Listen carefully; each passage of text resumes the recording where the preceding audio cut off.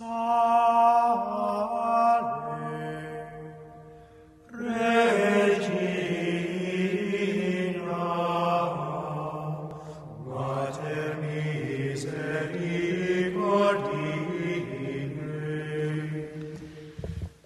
we celebrate the 700th anniversary of the death of Blessed John Duns Scotus, the great master of theology of the Franciscan school, who Pope Paul VI, in his letter Alma Parens, called Scotus the best representative of the Franciscan school of theology, and also called him the perfecter of St Bonaventure.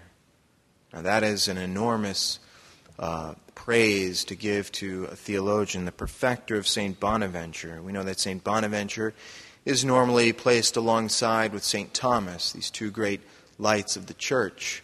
And here we have Pope Paul VI calling Scotus the perfecter of St Bonaventure. Indeed, we can say that Scotus is the theologian par excellence. But it wasn't always that way. In fact, Scotus was not given intelligence, the gift of intelligence right from his birth.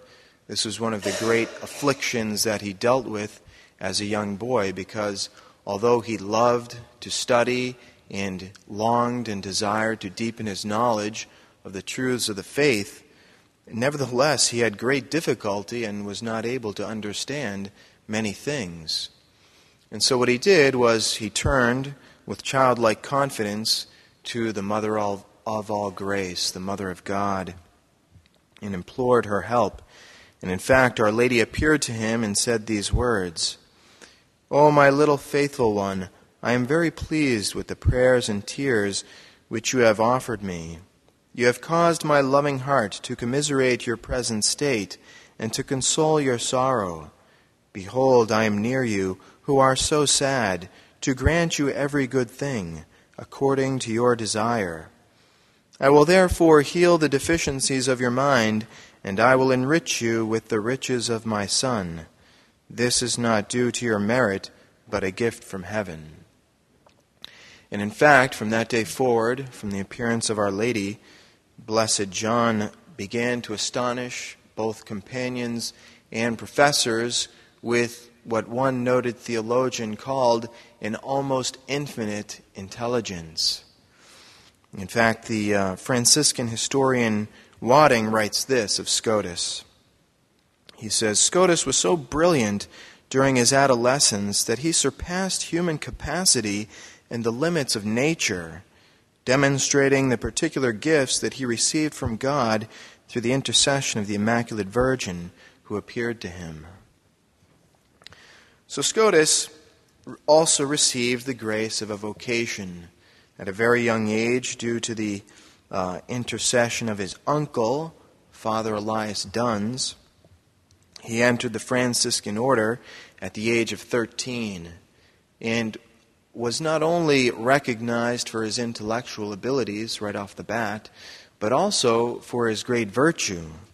Among the virtues that he practiced, it says that he was generous in making sacrifices, diligent in his work, joyful amidst privations, and ardent at prayer. And all of this as well is recognized as the fruit of his Marian devotion.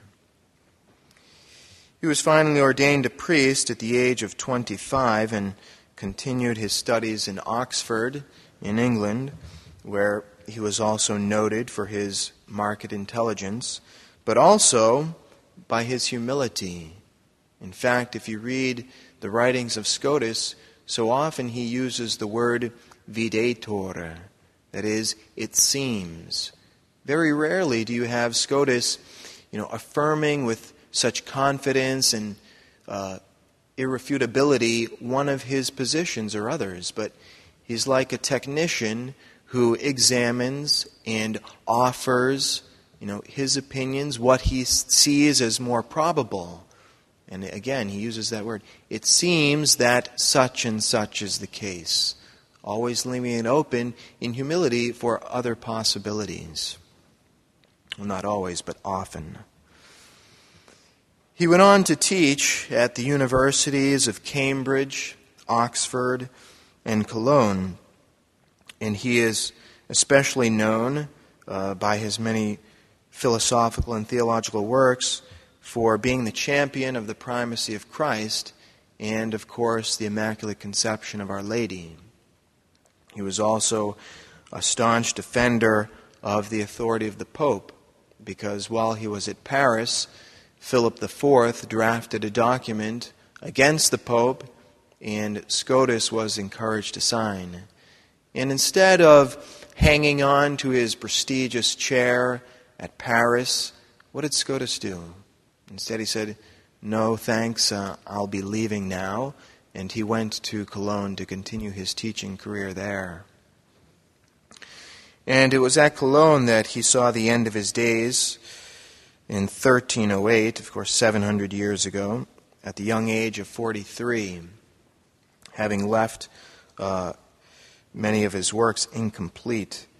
But nevertheless, he was continued to be famous for his holiness, and the popular cult, considering him blessed and praying for his intercession, continued throughout the ages, as well as his philosophy and theology.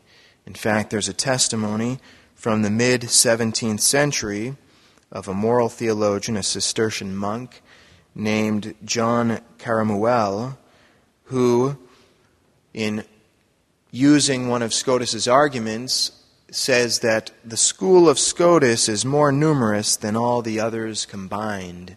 In order to give more force to his argument, he invokes the authority of Scotus and says that this opinion is more common, more numerous than all of the other schools combined.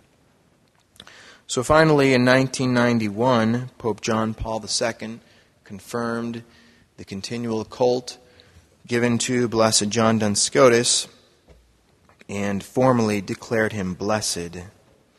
So we thank God for having raised up Scotus as a light for the entire Church, and we ask his intercession to enlighten us, to intercede for us, and grant us greater understanding of the truths of our faith, to inflame our hearts with an ardent devotion for the Immaculate, and also to practice the virtues that he had practiced throughout his life.